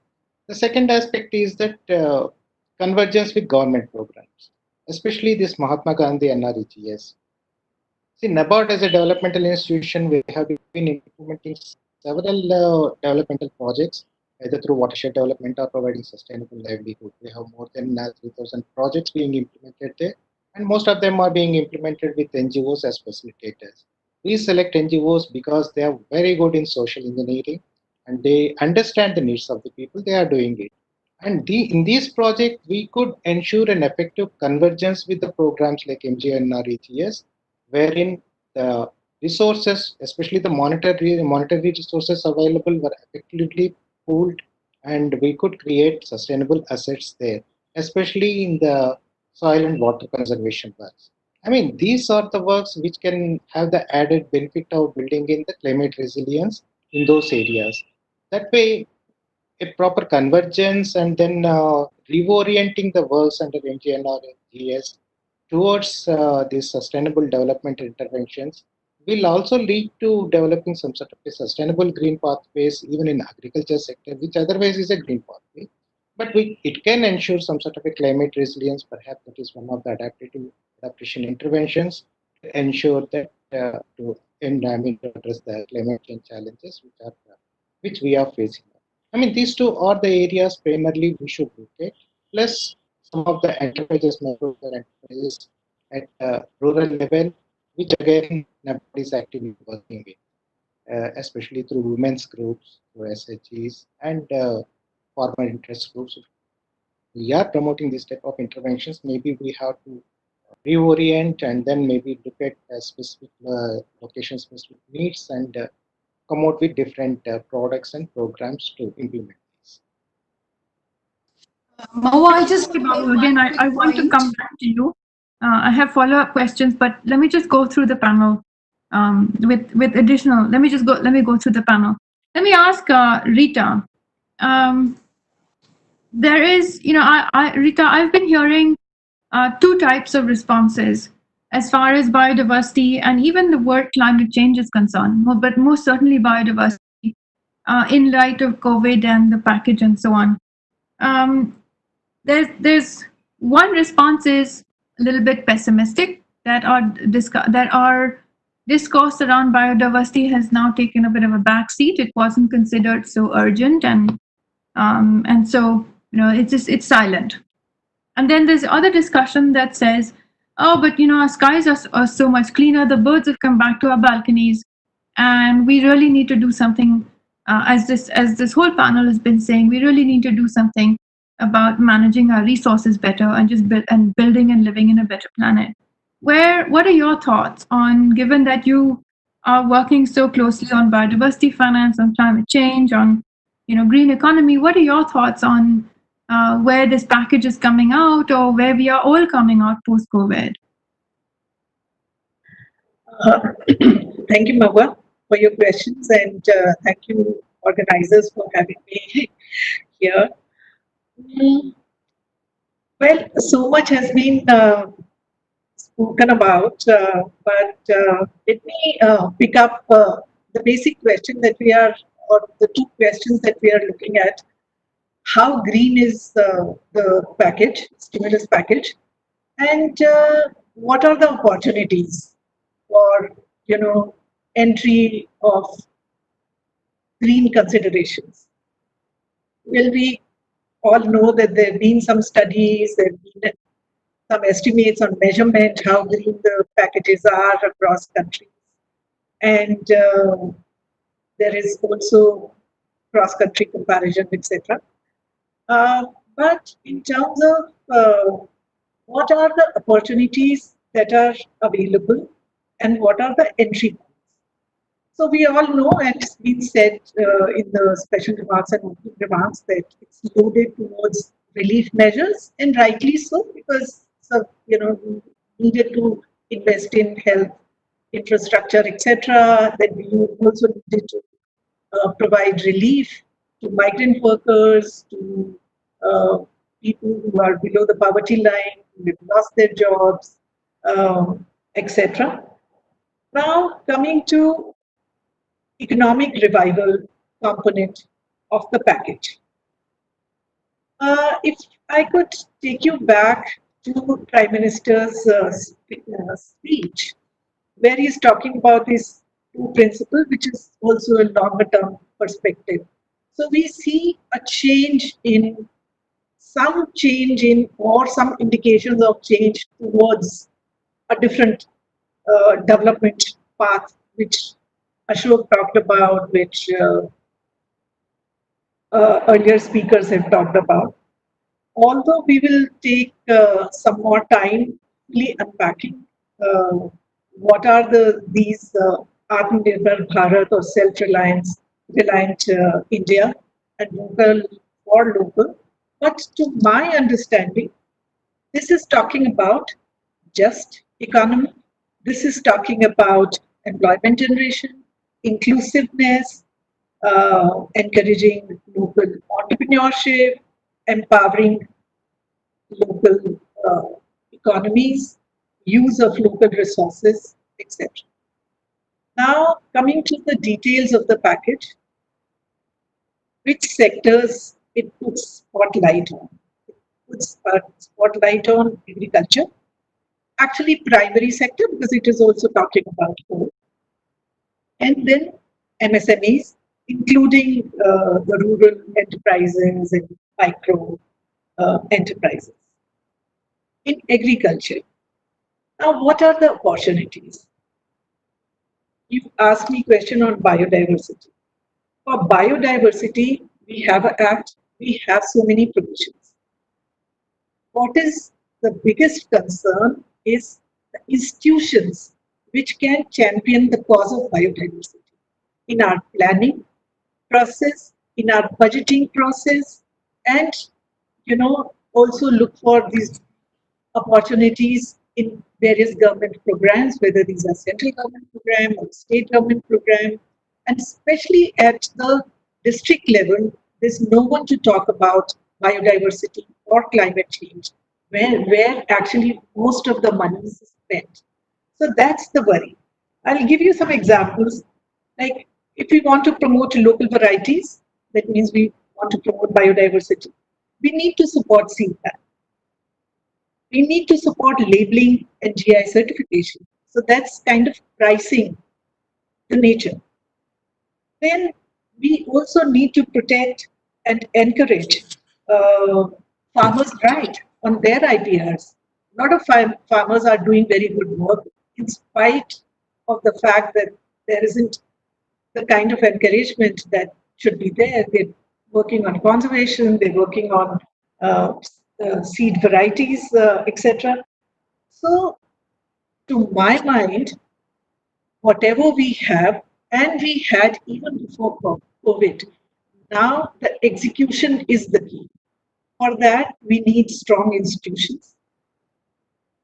We need capacity building of the institutions, training and capacity of the farmers and others in that ecosystem, even the smaller enterprises, etc. NABARD has a role to play, other NFBCs, NBFCs have a role to play, but whether they will rise to the occasion now after COVID, or everybody will be in a rush to kind of, to show results like, well, it's kind of, looking up. So that is something where not only the central government, but also the state governments and district level functionaries also have a crucial role to play.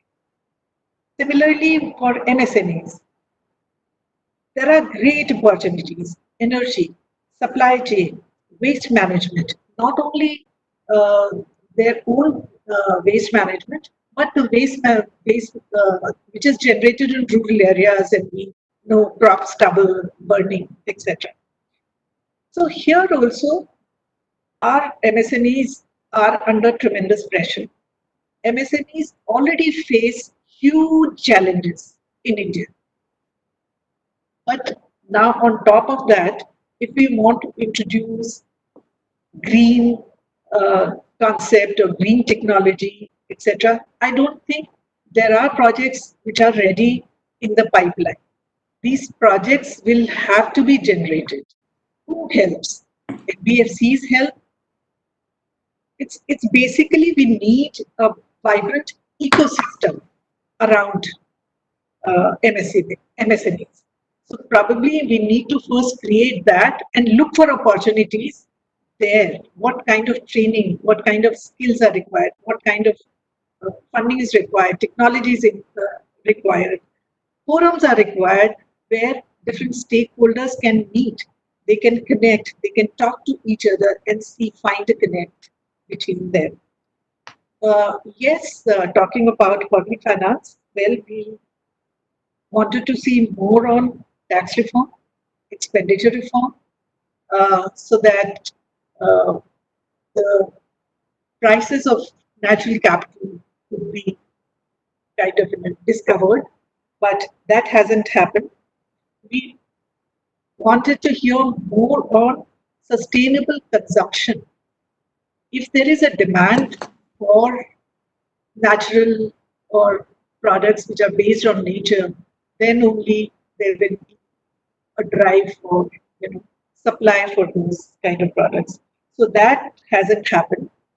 But here I would say that there are some interesting examples, like in Punjab, they attempted to do green budgeting. They did not walk the till the end, but then there was some capacity building. There you could see that there was acceptance and there was intent. Now I'm working on a study where I'm helping the government of Bihar. So, which is again a good initiative, because if governments know where their expenditures are going and what impact they are making on environment, I think that is the first necessary step to start the entire process. And I would also like to say that someday I hope to see when a fiscal policy is announced, generally what you see, how this is going to help the poor, how this is going to help create jobs, how this is going to help this sector or that sector. No government talks about what would be the impact of this policy on environment. Can we demand that from government? That would also be a very big step. Back to you. Thank you, Rita. Thank you again. Once again, leads in very nicely to a question I'd had for Malini. How much green money is there? And given your experience, can we tag this green money? One of the questions even coming into from the audience. In fact, there were two people that raised it. Where are we on, or can we have something like green budget statements? Naina also mentioned a little bit of that earlier in her comments, that foreign investors or any kind of investors coming in are beginning to put a little bit of pressure as well on asking that investees do more on the green side and higher performance on the ESG side. So there's a push and pull happening. So can I just ask Malini, where are we? How green is this? How much green money is there? And how do you feel about green or climate tagging, if I can call it that, green budgeting? What are your views on how realistic is that, or is it just is that just too far down the road right now? We can't think about that. We've just got other bigger issues to deal with. Thank you so much, Anupa. I hope I'm audible. Yes, you are.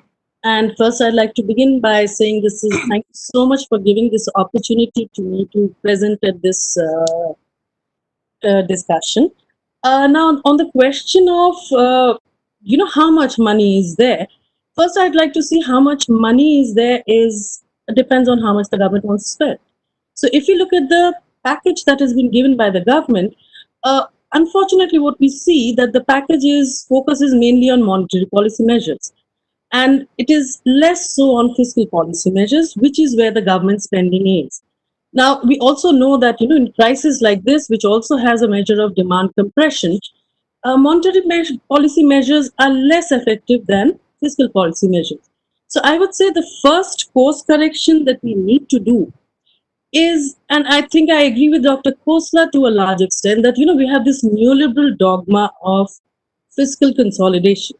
So the first course correction that is required is more fiscal spending. Now, this is not something just we as CBGA are saying.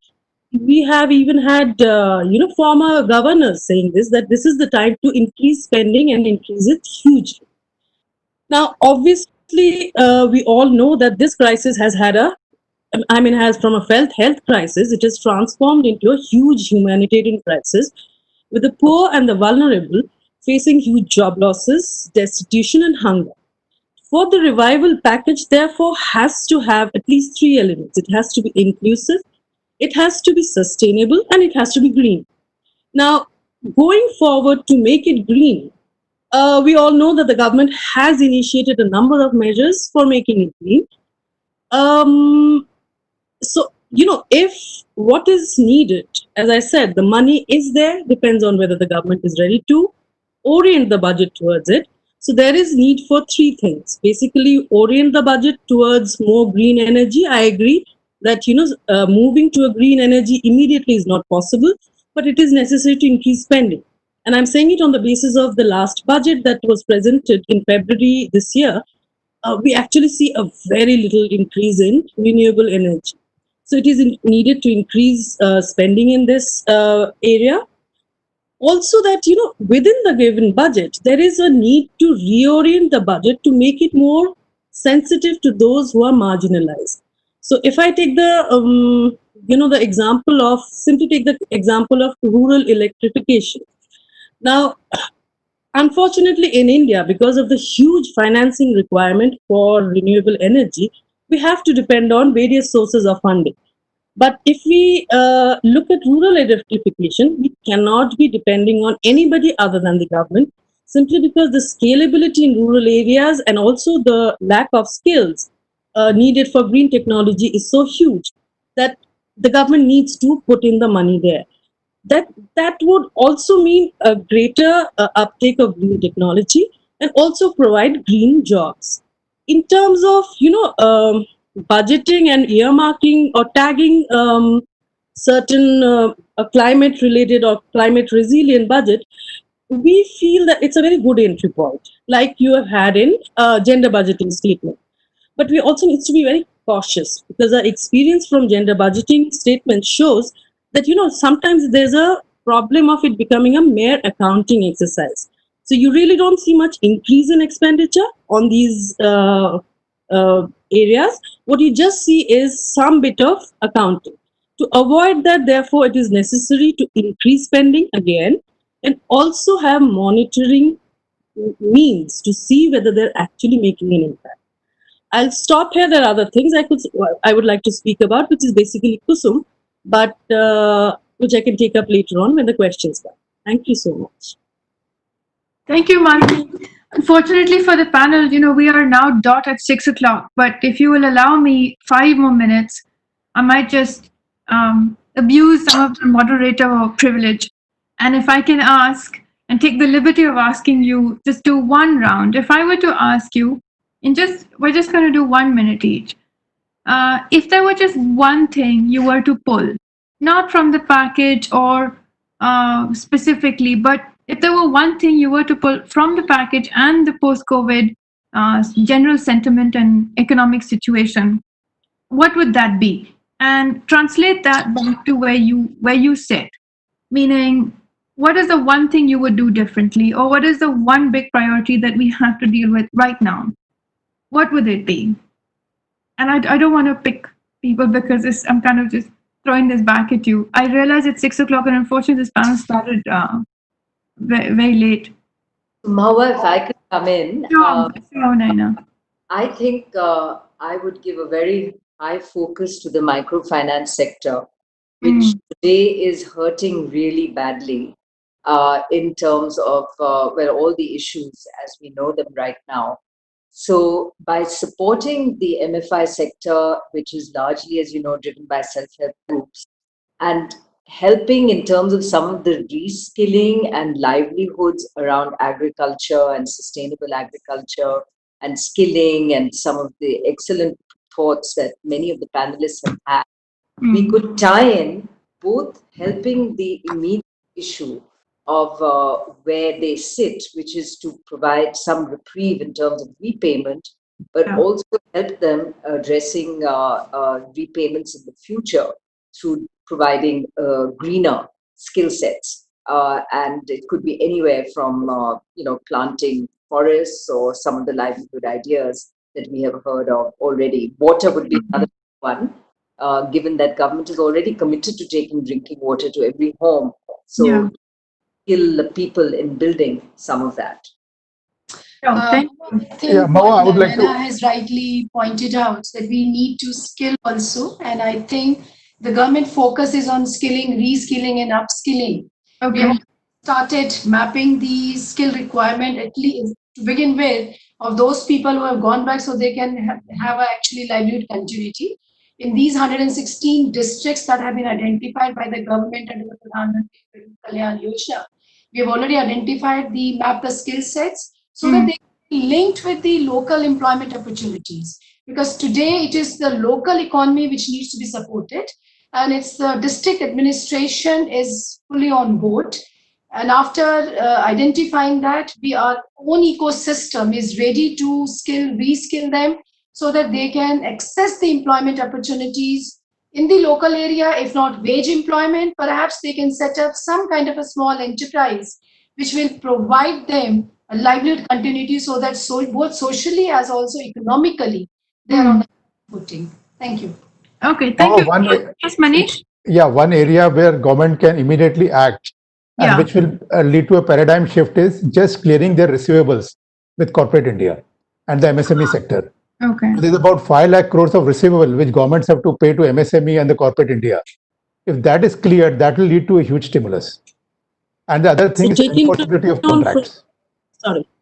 Other is the enforceability of contracts. In renewable sector, we are seeing Andhra Pradesh, where whatever was agreed to as part of the contract, that the government is not paying. They had agreed for certain tariffs, and they are not willing to pay that. So I think these kind of clear issues of lack of enforceability of contract is hurting India a lot. And this does not require any stimulus. This just requires just meeting your commitments. I think this will lead to a very big change. Yeah. Sure. Thank you. Malini? Coming in where Mr. Chaurasia left it, yeah, absolutely. This is not a stimulus. This is what the government should have provided in any case.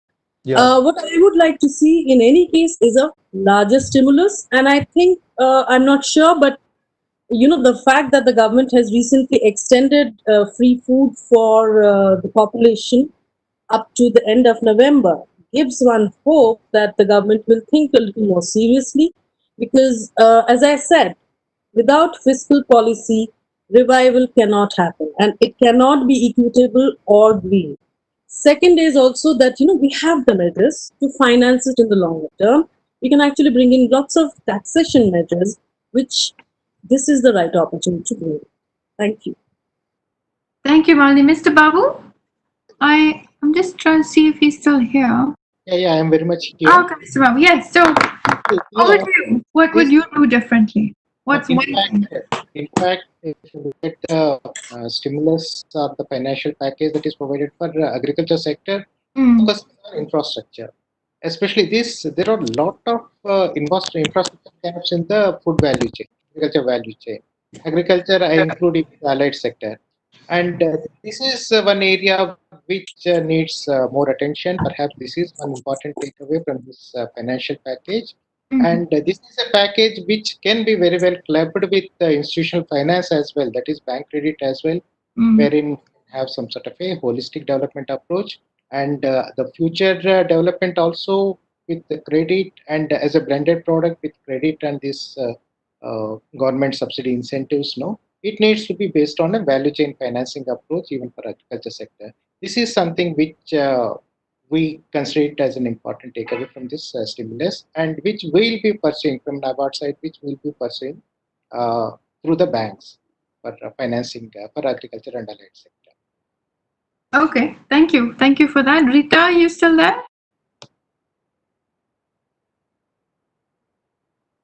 No, I think we have lost Rita. I'm here.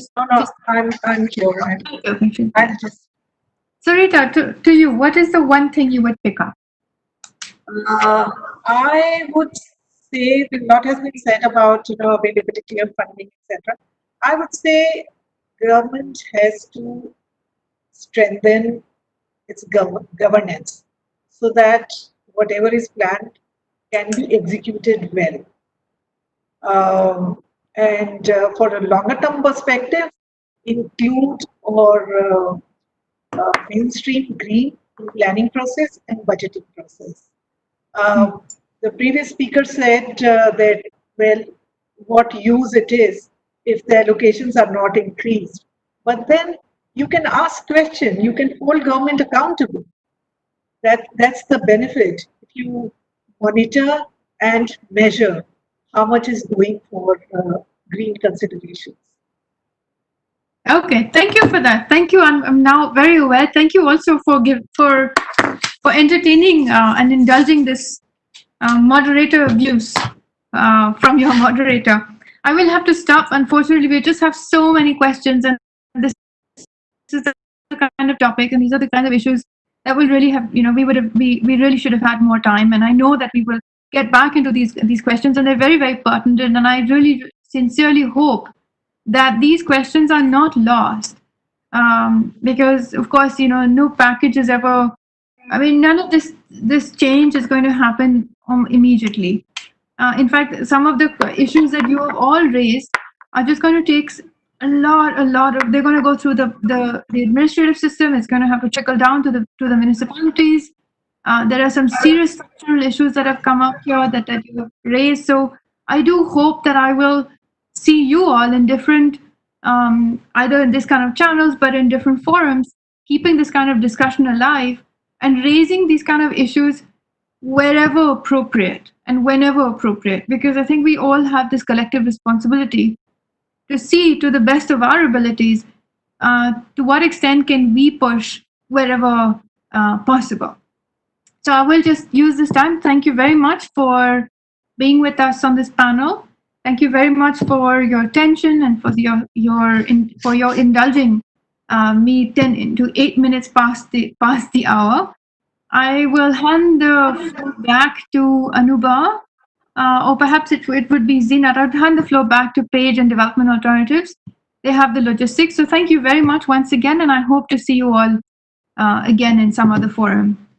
Thank you, Mawar. Thank you, everyone. Thank you. Thank you.